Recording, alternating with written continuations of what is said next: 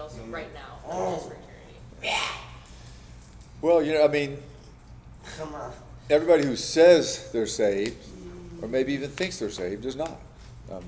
The Bible's pretty clear about that the seed was sown into the hard soil. It never took. There was maybe interest and there was an immediate response, but it never took. It didn't. A life didn't change. There was no fruit ever produced. And obviously, the changed life and the fruit is not how we get into heaven. We know that. But it is proof that something's happened. And so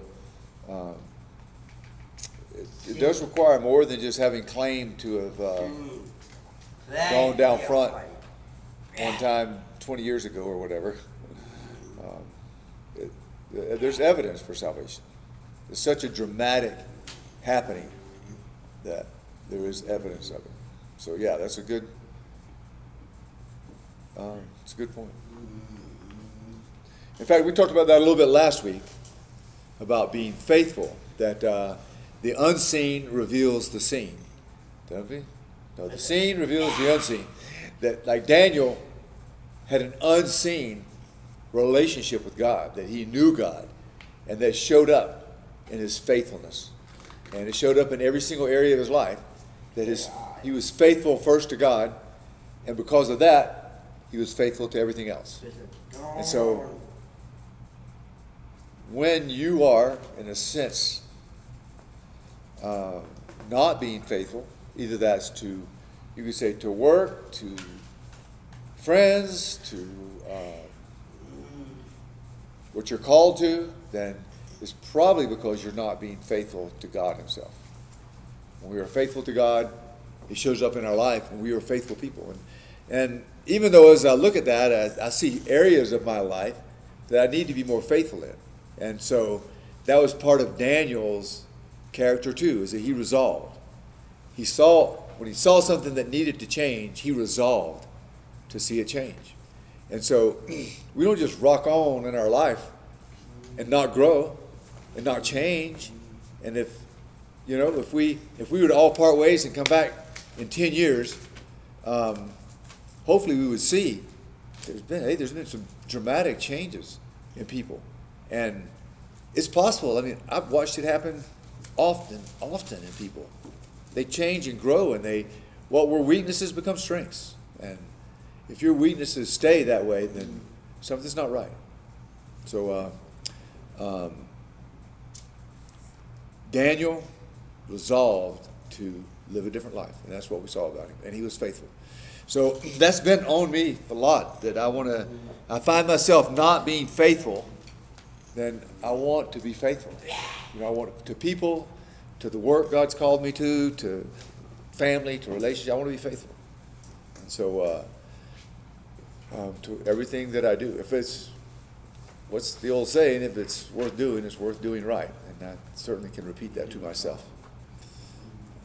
And people count on you more than you know, more than you recognize. People count on you, rely on you, and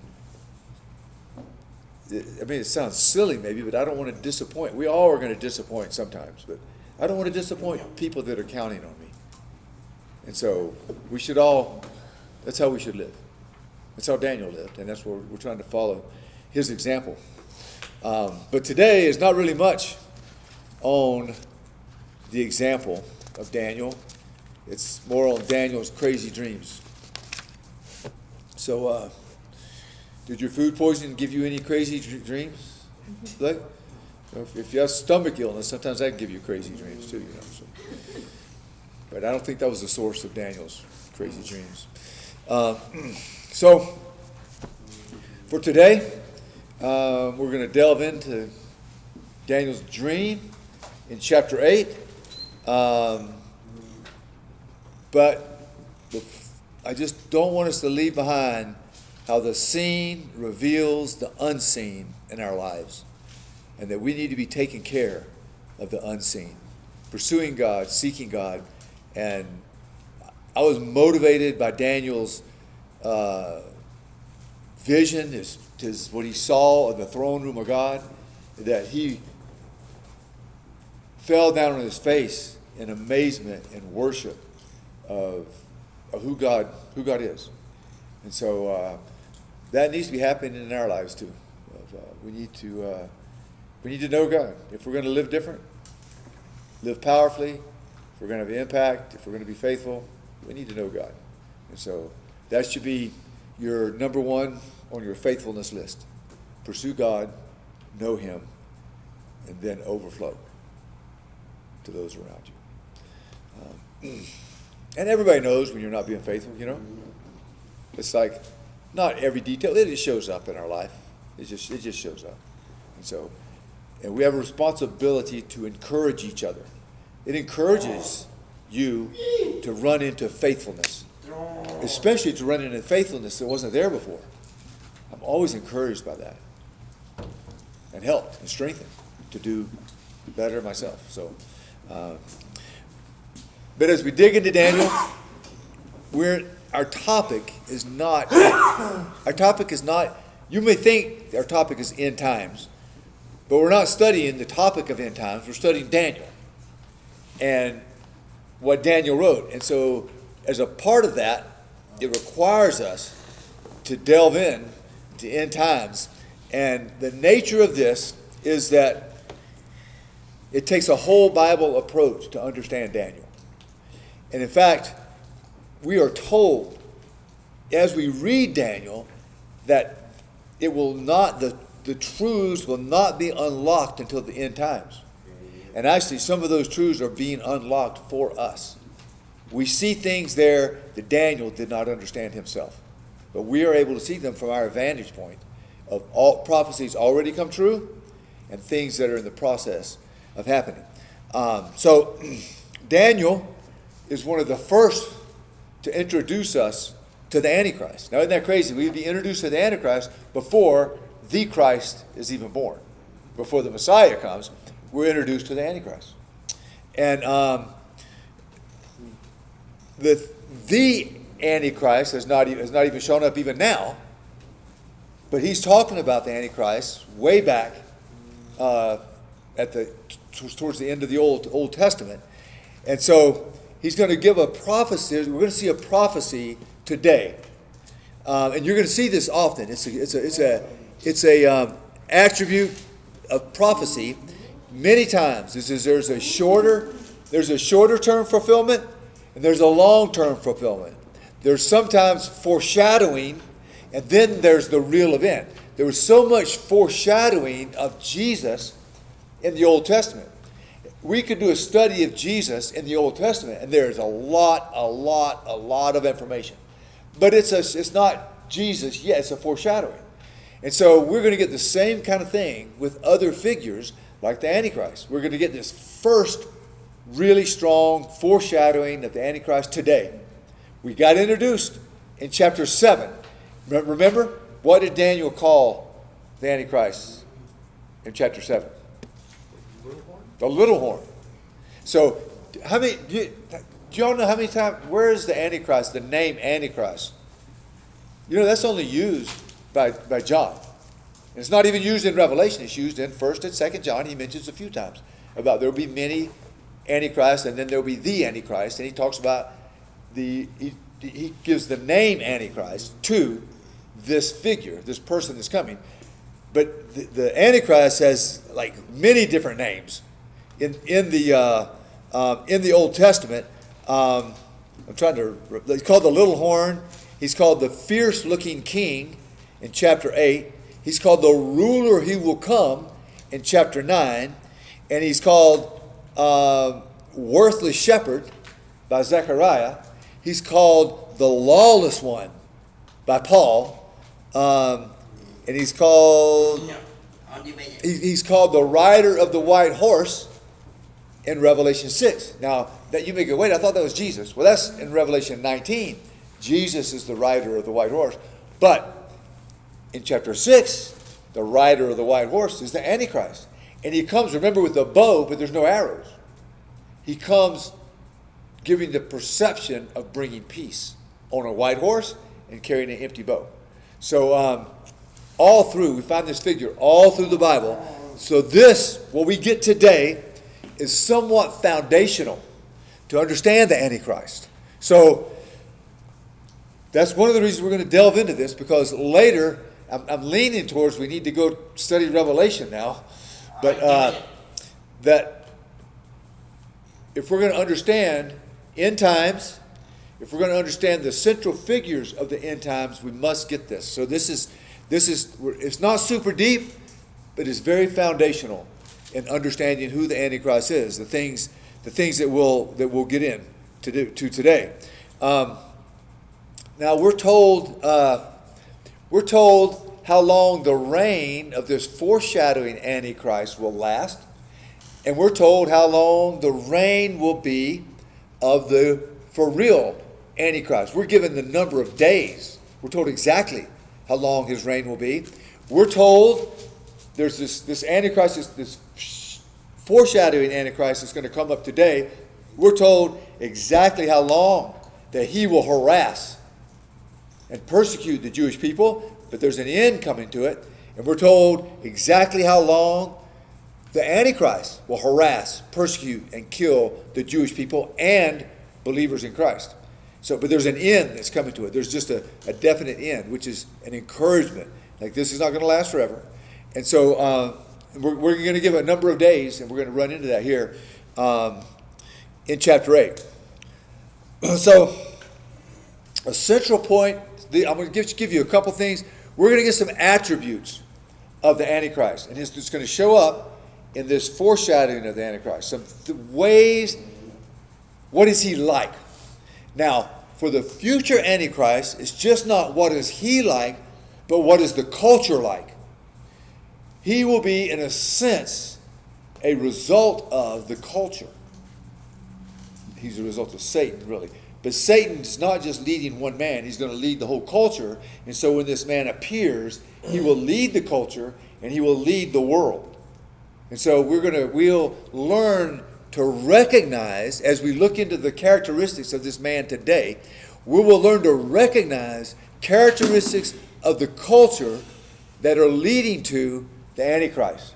This is important stuff to recognize. And so if you're going to take a stance or a view on something, you could end up on the wrong side. You could end up on the side of Satan. Your friends and family can end up on the side of Satan accidentally. So these are things that we need to be aware of. Now, one of the primary things that we'll see today is his hatred for Israel and the Jews. So this man we run into today is going to be like the Antichrist. He's going to come after the Jews with a rampage. He is going to come after them, kill, destroy.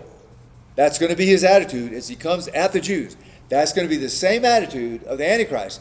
Now he's going to cover that up. It's not going to be seen for the first 3.5 years of his reign. The second 3.5 years of his reign, it will be evident. And there's a similar thing today. This foreshadowed Antichrist is going to be around for 2,300 days, which is just a little over 6 years. But he's going to be intense for about 3 years in his persecution of the Jews. So,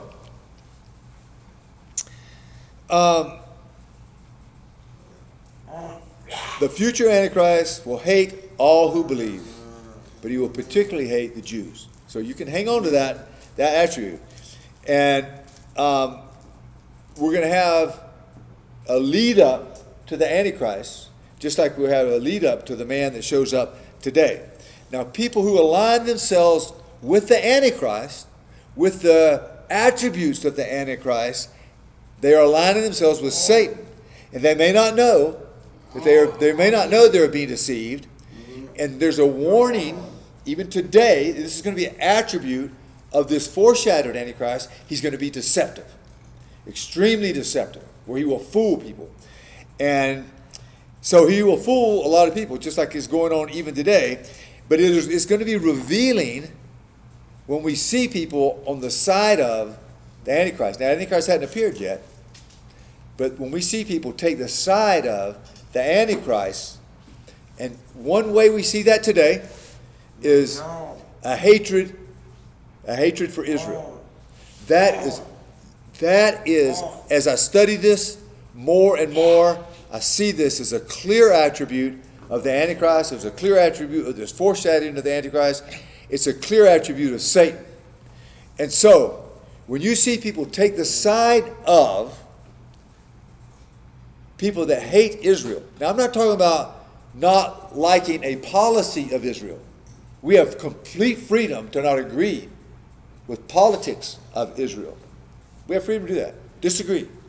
But we do not have freedom to hate the Jews. And so, now, so when you see people come up and support, this is obvious. I mean, I'm not going to just beat around the bush here, okay? We see that Islam has the theology of hate against Israel. They have it's in their writings. They have a hatred. So when you see a politician take the side of Islam and support, they're taking the side of the Antichrist, whether they know it or not. They're taking the side of Satan, because that is a clear attribute of the Antichrist and of Satan, particularly in the last days. It's going to grow. So we have to be careful not to align ourselves with the Antichrist. It's a hatred for the Jews. It's approval of people who hate the Jews. And it tells you something about the people that take that side. It tells you what side they're on, clearly. So, and you see this actually appearing in the church. Is there a success of the Antichrist culture of the Satan within the church, because much of the church has taken this view and they side with people that hate Israel. So I'm just telling you, it's there. And you can in your inside, you can push back against me on that, but you're not pushing back against me. You're pushing back against what God says is coming and what he lays out clearly to be. So we get to chapter 8. It's another vision, and it's more animals. So you guys should like this. These creatures are not the same as they first appear, because they don't appear to be crazy and dangerous like some of the other ones that we've looked at. But it's going to work. We're going to look at two empires that have already been introduced to us. But the difference today is that from one of those empires will arise a forerunner of the beast, as we mentioned earlier. So there's no throne room in this vision. There's just Daniel finds himself down by the river, and he sees a crazy ram. So let's go there. Jessica, you want to start us off? Verses 1 and 2 of chapter 8, another vision of Daniel. In the 3rd year of King Belshazzar's reign, I, Daniel, had vision after one that had already appeared to me. In my vision I saw myself in the citadel of Susa in the province of Elam. In the vision I was beside the Ulai Canal. Is it Ulai? That was 1 and 2. Yeah, that's good. Okay. So, so this vision, we went back and passed a little. This vision he had before Babylon was conquered by the Medo-Persians. Now his next vision, in that it's about to happen. They're about to get conquered, but it doesn't have anything to do with this. It's not his next vision is going to be like 11 years later. That's going to be chapter 9, and his next vision is going to happen when the Persian king is in charge, Cyrus. And so, just to give you a little bit of where we are in time. So Susa, the city, is not a great city yet, but it's going to be a great city. It was about 225 miles east of Babylon, and it would later become sort of a central capital city almost of Persia, Iran. And Cyrus the Great, who is the next king over the Babylon area, is going to be the one that conquers Susa. And it's where the king is actually going to reside in Susa. This is where Nehemiah was cupbearer to the king, was in Susa, if you've read Nehemiah. It's where Esther would become queen to notice Xerxes, the king. So there's a succession of kings, and it's going to get, it gets confusing with the kings, because And the deeper and deeper, the more we go into this, I was of this mind, but now more when there's a lot of times there's two kings. There's a Mede king and there's a Persian king that they work together. They don't seem to be at odds, and so it'll mention kings, and it'll be during the same year. And I'm going, what is going on here? But that is what's going on, and so a lot of things are going to take place in Susa, this area where Daniel goes to, but it hadn't really happened yet. And so he's transported to the city, and there's a canal, but there's also a river. We're not sure exactly if the river's being called a canal here, or if there's a canal off that feeds the river, but either way, he's on the water. And it's on this river, by this water, that Daniel spots the angry ram. Verses 3 and 4. I looked up, and there before me was a ram with 2 horns standing beside the canal, and the horns were long. One of the horns was longer than the other, but grew up later. I watched the ram as it charged towards the west and the north and the south. No animal could stand against it, and none could rescue from its power. It did as it pleased and became great. Okay, spoiler alert. We don't really get the interpretation of this until we get about down to verse 15. But I'm going to go ahead and jump ahead so you know who we're talking about here. But this is not my interpretation. This is Gabriel's interpretation. The angel that gives this interpretation to Daniel. So we know we're on track if we're in agreement here. If you want to get a picture of these animals in your head, which I kind of like to have, it's like, think of a Rocky Mountain bighorn sheep. That's what this looks like. So they got those big horns that curl. One horn is bigger than the other, but they're both big horns. So one horn is going to represent Persia, the other horn is going to represent Medes, and so they're both on the same animal. And this guy is so the next animal is going to be, you could think of more. You have a bighorn sheep, and then you think of a mountain goat. So that's what the other animal is going to be like. It's more like a mountain goat. Still can have some big horns, but they're just shaped different. They're pointier. They're just a different style. And so we have this angry ram, the sheep. So I'm telling you that so you don't picture a little sheep. This is a more like a bighorn Rocky Mountain ram, and not the trunk, but yeah. So but this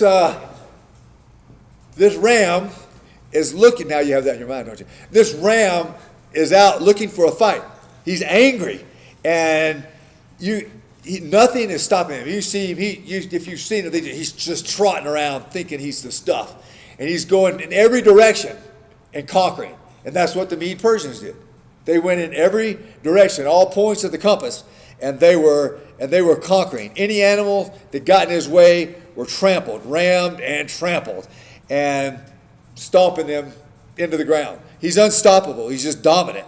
But then, on the western horizon, a figure appears, and he's coming in fast. And he's talking about, he looks so fast, it looks like he's not even touching the ground. Now, who do you think he's talking about? Who we talked about? What kingdom was fast? And the leader functioned quickly and dominated quickly. Don't remember? Macedonia. Well, it includes Macedonia, but who's the man? Greeks. The Greeks. Yeah. What? Yeah. It's Alexander. That's who the horn. He has a single horn. That's who he's gonna represent.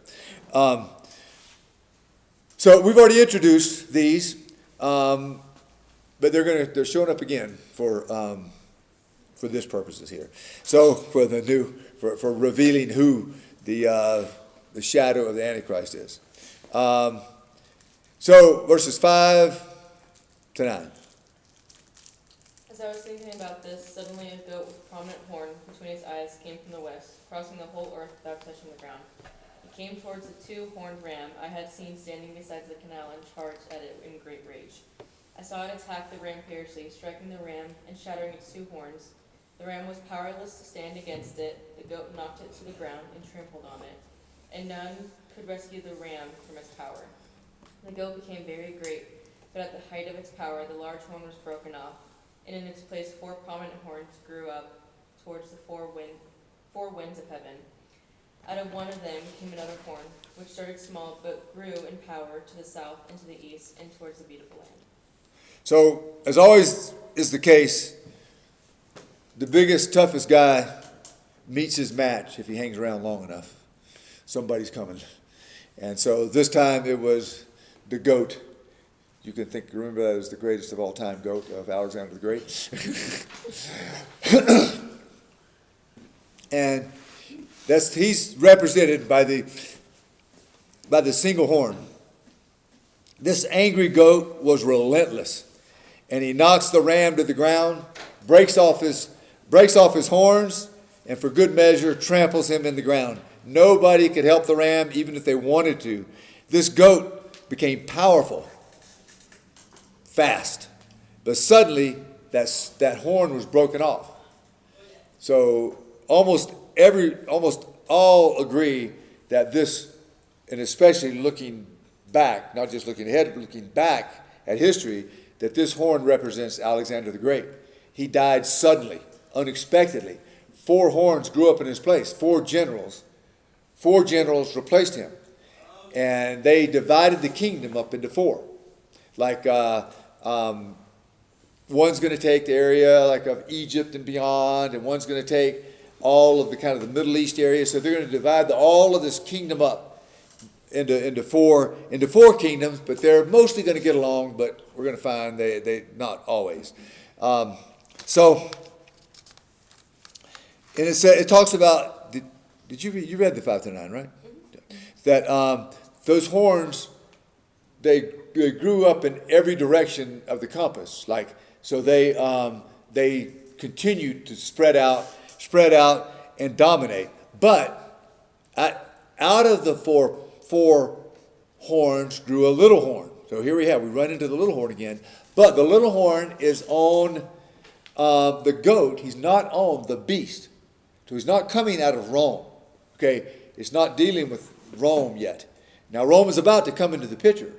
But this is so we're in the ballpark of 167 BC of where this is. So remember, this was a prophecy when it was written. Now it's history. We're looking back at it. So, but it happened, all this stuff happened around like 167 BC, just to give you a general idea.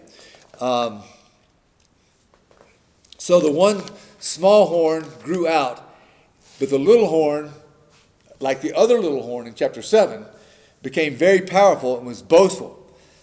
And so we've already seen this, but like I said, it's on the goat. It's not on the beast, not coming from Rome. And it represents something similar. It's similar to the little horn, but it is not exactly the same, but it represents something similar. The small horn prophecy includes this short-term fulfillment, which is a man that's going to be a shadow of the Antichrist. But it also includes a long-term fulfillment, which is the Antichrist, a picture of what is to come. The first fulfillment is Antichrist, or I always get his name. Antiochus. Epiphas? What? No. The man's name is, you have it right, Antiochus. Yeah. But his other name that he named himself, Epiphanes. Yeah, there you go. So it's Antiochus, is that right? Antiochus Epiphanes. I think so. I always forget the Epiphanes. And so he's over the Seleucid, anybody know how to say that one? The branch of the 4 divisions of the kingdom, which includes the Middle East and creeps into Egypt a little bit. Now he's going to try to take over Egypt too, but he's going to get stopped. And he had not come to the throne quite in the right way. He came through deception, which is part of his character, and he usurped the throne from his nephew. So his grandfather, are y'all with me here? His grandfather had been which was one of the generals that was in charge of this area, which had taken from Alexander the Great. And so he was in charge of the kingdom, and the Jews had supported him, and they had allowed him in to Israel. and they were friends with him. So they were like on really good terms. But this guy, his descendant, is going to come in like he's a friend, but he's going to deceive them, and he's going to overtake. So the difference between the little horn and the four, and the little horn of the 10. Remember, the little horn was one of 10, which comes out of Rome. But this little horn is out of 4, which is the 4 kingdoms of the Greeks, and Syria, all that whole area. So it's similar, but it's different. It's a prototype of the little horn of the 10. So let's go to a verse that speaks to this a little bit. Is in the New Testament, Matthew 24:15.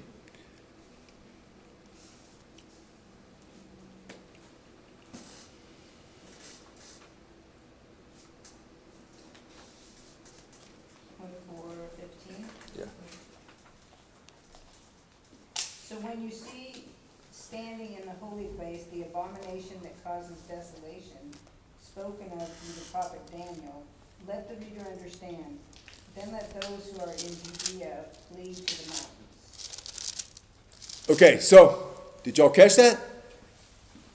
The abomination of desolation is going to happen in the temple. Now, it's already happened. But some will say Daniel's prophecy was already done, completely fulfilled. But Jesus is saying, no, it's not. He's going to say, just like Daniel told you that this was going to happen, and it happened, but it's going to happen in the future in a bigger, worse, more powerful way. So there's abomination of desolation is going to happen in the temple. Remember, there's a temple that's in Jerusalem, because that is the temple. It wasn't there yet when Daniel was writing this. There was no temple when Daniel was writing this. It had been destroyed by who? Nebuchadnezzar. Had destroyed the temple. Now, Ezra is going to go back. By the time this prophecy takes place, Ezra has already rebuilt the temple. Nehemiah has already rebuilt the wall. And the Jews are back in Israel. And there's a great they're back. That was done under Cyrus. Right. Correct. They started under Cyrus, but they just kept on coming. And so even when you see Esther, which is after they had already gone back, and even Nehemiah, they had already gone back, there were still many Jews that were in Babylon or Persia, which one it happened to be, and they were still, and Nehemiah was still bringing the group back with him. So, but that was more like 450-ish BC, but this prophecy is, like I said, is about 167 BC. Are y'all kind of with me? What's going on here? You want to? This one's about the Maccabee revolt. If you know what that is, basically. It is about that, but it's about this. What's his name? Antiochus that led to the Maccabee. Yeah, right. That is where we are right here. So, did you read your verse, Lori? She did. Yeah. I did. So, did y'all catch that? Did y'all catch how Jesus is tying in what Daniel prophesied, which already happened? He's tying that in to a future happening in the temple, and it's like there's not a temple right now. So this can't happen tomorrow. It's going to happen. There's going to be a temple, and there's going to be an abomination of desolation that happens in the temple. It's going to be the Antichrist, and this Epiphanes sacrificed a pig on the altar, and he set up Zeus as God in the temple. That's what happened in the temple. That was the abomination that happened. And there's going to be another future one that sets up himself as God, and that's going to be the Antichrist. He's going to walk into the temple and say, I am God. And the Jews are going to go, oh, we messed up. And that's going to be like 3.5 years into the tribulation period. So just giving you a lay of the land a little bit here. So now, this is some confusing verses coming up, so get ready. Micah, verses 10 to 14 of chapter 8. Daniel. It grew until it reached the host of the heavens, and it threw some of the starry host down to the earth, and trampled on them. It set itself up to be as great as the commander of the army of the Lord. It took away the daily sacrifice from the Lord, and his sanctuary was thrown down. Because of rebellion, the Lord's people and the daily sacrifice were given over to it. It prospered in everything it did, and truth was thrown to the ground. Then I heard a Holy One speaking, and another Holy One said to him, How long will it take for the vision to be fulfilled?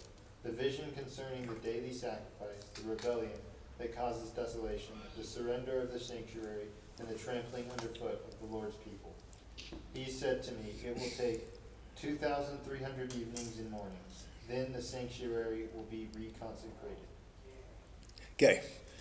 So, at first, this sounds like he knocked angels down out of heaven. That's what at first. Because stars, a lot of times, mean angels. But if you look a little deeper, it talks about the people of God, the Jewish people, being trampled underfoot. And many times throughout the Bible, stars can refer to angels, but it also refers to the Jewish people.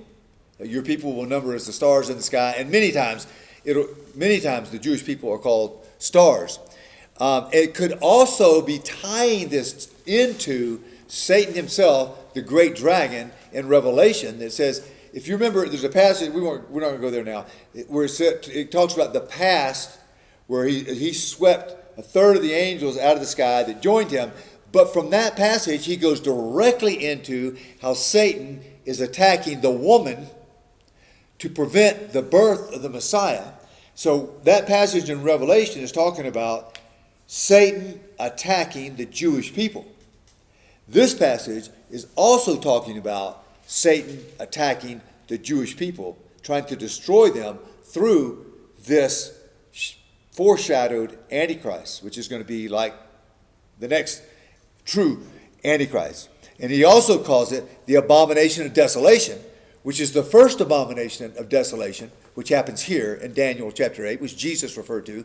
And it's going to happen again in Revelation, when at 3.5 years into the tribulation period, the Antichrist is going to go after the Jews. There's going to be abomination of desolation there, where he sacrifices a pig on the altar, and he is to declare himself God. Similar thing happened back there in 167 BC with this king, this now a king. And so the host or Jewish people will be trampled underfoot. That's what it says there. Now that they are going to be, and history tells us, they were relentlessly attacked, killed, brutalized during this time period. So, and truth was thrown down. They were not allowed to have their scriptures, the Old Testament. During this time period, he had stopped them from being able to have their scriptures. So remember, it's a definite time period, 2,300 days. Now, some people have said morning and evening, that means it's half of the time, so it's really 3 years. I think it's probably 6 years, but there's some debate there. But it's not. There's just a set time period. Most likely, it's the 2,300 days, which is 6 1/3 years, and the second half of that is when the 3 years is when there's going to be severe persecution by this Antichrist Epiphanes, where he's going to, the abomination of desolation, which is going to be like 3 years into the 6 years, which is, so the 6 years is 170, is from 171, September the 6th. 171 is when it started intensely, and it lasted till December the 25th of 165 BC. That's 6 years. And it ended at the death of Antichrist of Epiphanes. And I thought Maccabees, so the Jews are going to rebel. They've had enough, and they're going to be led by Judas Maccabees. Have y'all heard of him? He's going to, of course, the Catholic among us surely has. He has his own book in the Catholic Bible.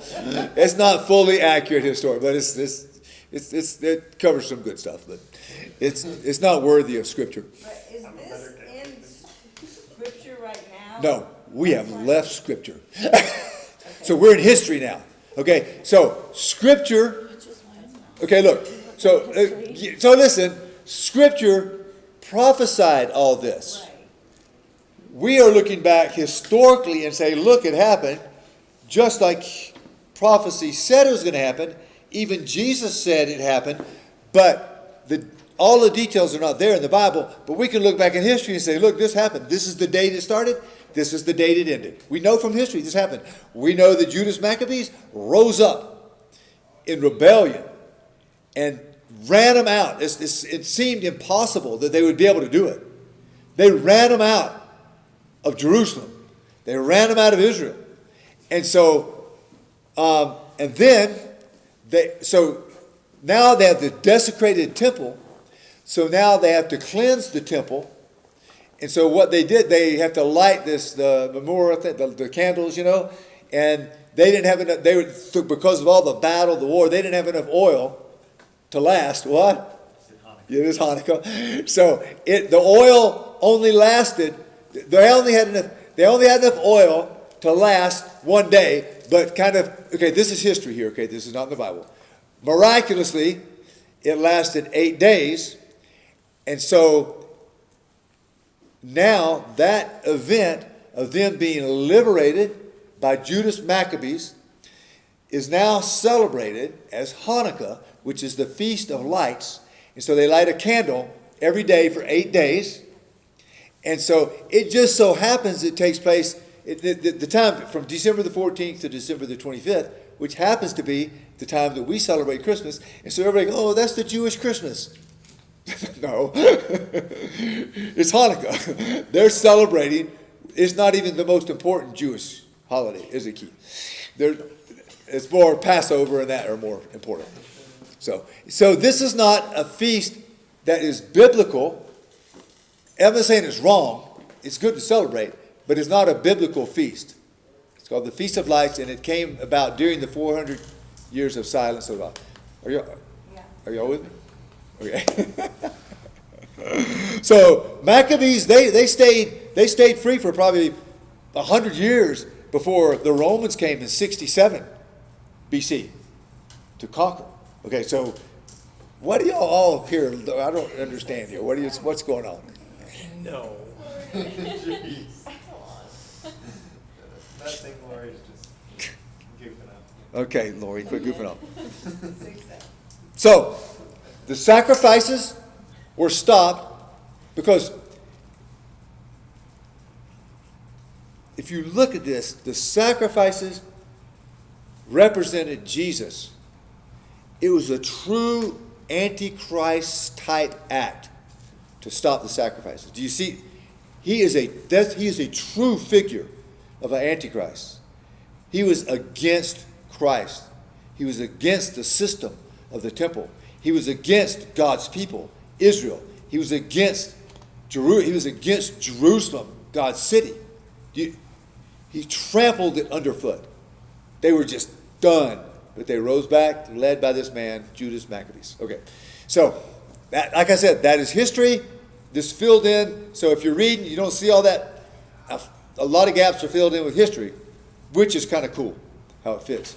It just fits right in there. You can't help but use history because it's just obvious. All right. So, Micah, you've studied this. Did I miss anything there? We need to. Not important. No. It's a flyover. I would say the reason why you don't confuse them is because the fourth kingdom hadn't happened yet either, so it couldn't have been true Antichrist. Yeah. Rome had Right. conquered Right. Israel. Yeah. Prior to Rome. The four kingdoms are the four kingdoms of Greece. They don't include the fourth kingdom, which is the beast. And so, yeah, that's a good point. And I think we made that, but to be clear, that little horn comes out of the four horns. The little horn doesn't come out of the 10 horns. The 10 horns represent Rome. So he could not be the true Antichrist. All right. And some people will try to, because they have an agenda by making that be because their agenda is that all this stuff has already happened, and that they don't accept the rapture. They don't really accept the way the second coming is. It's like it's bad theology. So anyway, where are we? Verses 15 to 19. This is where Gabriel shows up. Now, this is the first time we're introduced to Gabriel by name, I think, in the Bible. Now, Gabriel, obviously the one that spoke to John the Baptist's father, Zechariah. He spoke to Elizabeth and he spoke to Mary about the coming Messiah. So, same angel, Gabriel. All right. 15 to 9. I told you, man, Daniel reaches out all over the place. Who's got that? 15 to 19. While I, Daniel, was watching the vision and trying to understand it, there before me stood one who looked like a man. And I heard a man's voice from Uli calling, Gabriel, tell this man the meaning of the vision. As he came near the place where I was standing, I was terrified and fell prostrate. Son of man, he said to me, understand that the vision concerns the time of the end. While he was speaking to me, I was in a deep sleep, with my face to the ground. Then he touched me and raised me to my feet. He said, I'm going to tell you what will happen later in the time of wrath, because the vision concerns the appointed time of the end. Okay. You see, if you clue in here, if you know what's going on, you see what Gabriel's saying. He's saying this vision has to do with something that's going to happen fairly soon. But it also is going to have something that's going to happen in the end of time. And he calls it the days of wrath. Right? What is the day of wrath? What is that? Tribulation. So the next fulfillment of this vision doesn't take place until the tribulation period, the time of Jacob's trouble, the days of wrath, the tribulation, all those referring to the 7-year tribulation period. And Daniel is going to get into that. He's going to have another vision in chapter 9 that's going to really get into some detail about the tribulation period and the Antichrist and how this stuff takes place. But right now, he's just giving us the framework, giving us the groundwork for it. So, the real long-term meaning of this vision is the Antichrist is going to come at the beginning, at the start of the tribulation period, and he's going to do these things in the temple like Epiphanes did in the temple back then. It's going to be very similar, but worse. And it's going to be even more profound than what the first part was, and it's going to be the end times, and it's not going to, you're not going to understand this until you get New Testament information. You're not going to understand this whole prophecy until you get the New Testament. And you're not really going to understand it until these things start unfolding in front of us. It's going to be unlocked, and we will see it more clearly. It's not a new revelation, but we understand it more as we're able to look and compare what John said in Revelation and what we see in the world of how technology is functioning and how a one world government is really possible and how one person could be handed the keys, in a sense, to that government. We see how all that's possible.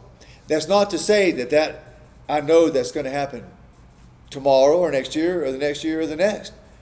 But it is saying we see it. We see how it could happen more clearly now than we saw it 10 years ago. Because God's word is opened up to us more.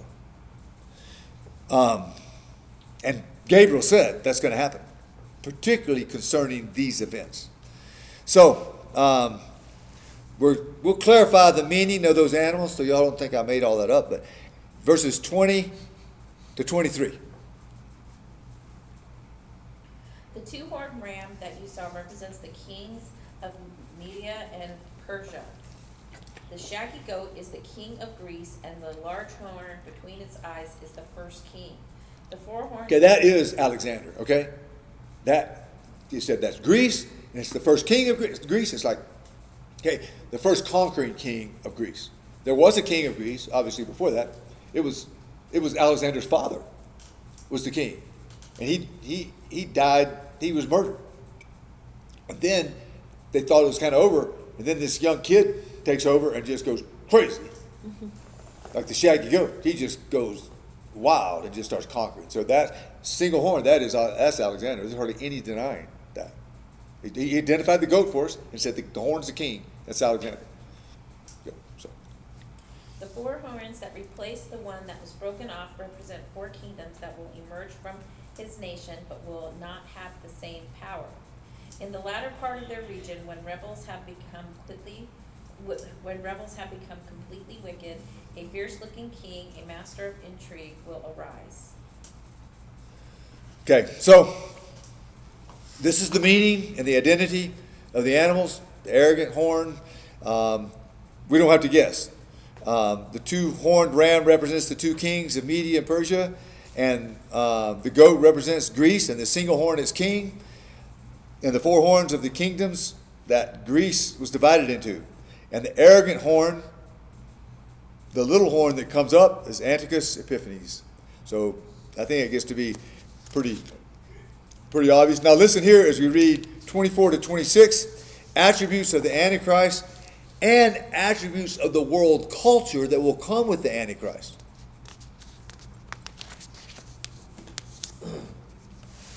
His power will be mighty, but not by his own power, and he will destroy to an extraordinary degree, and prosper and perform his will. He will destroy mighty men and holy people, and through his shrewdness he will cause deceit to succeed by his influence, and he will magnify himself in his heart, and he will destroy many while they are at ease. He will even oppose the Prince of Princes, but he will be broken without human agency. The vision of the evenings and mornings, which has been told, is true, but keep the vision secret, for it pertains to many days in the future. Pretty crazy stuff. And how obvious this becomes. Because he is against the Prince of Princes. That's Jesus. He is he's talking about the Antichrist, but he's also talking about this one that's coming, the foreshadowing. And he has many of the traits of the Antichrist. If you listen, he's arrogant. He has great power. He came kind of out of nowhere. He's very successful. He is very deceitful. He has intense hatred for the Jews and Jerusalem itself. And God will bring about his end. So, Epiphanes, it was at the same time that Maccabees rose up and defeated the armies, but he died of a strange gastric disease. And it was super painful, and it was sudden, and he fell out of it. It's like he was in his chariot, falls out of his chariot, writhing on the ground, and for no apparent reason, he died. And it says God will bring about the end also of the Antichrist. There'll be an end to him, and God's going to bring him about. And Epiphanes died in a sense, in a similar way. But the whole of this was not understood when it was written. You can see how this wouldn't have been understood when it was written. But becomes clear with the completion of the New Testament, and even with our modern understanding of one world system and a one leader of a world system. And Jesus tells us to put it all together. Jesus saying, be wise. Put all this together and notice the signs of the times. And when things start to ratchet up, you ratchet up your intensity and your purpose for which you are called when you see these things taking place. And when you see so it's not just that we as believers will not see, it appears that we will not see the Antichrist because the rapture will take place just before the Antichrist is revealed. But we'll see everything leading up to it, or the ones that are alive at that time. We'll see everything leading up to it. And when we see all of these things taking place, Jesus is saying, look, keep your eyes up. And he warns us in Hebrews, that's one of the things about staying connected to the body. He says, especially as you see the time approach. In other words, you will be able to see the time approach. You will not know the exact day, but you'll see the times approach when things, culture gets like this description of ready for the Antichrist. And that's what we should see. And even the birth pains of the world, the earth itself, that'll be going on. Everything from earthquakes and crazy weather. Now, we'll wrap it up with verse 27.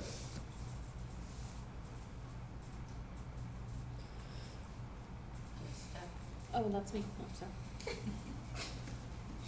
And the I, first will be Daniel- last. I, Daniel, was worn out. I lay exhausted for several days. Then I got up and went to the king's business. I was appalled by the vision. It was beyond understanding. So that's how I felt when I was studying for this. And we might feel like this too when we try to understand end times. It's all too much to take in, and it overwhelms us. But as sure as that prophecy came through true about Epiphanes and the desecration of the temple and the killing of the Jewish people, all those things, as surely as that time it's said that took place, as sure as that took place, these things are going to happen also that are prophesied. It's a sure thing. Count on it. And don't let it overwhelm you.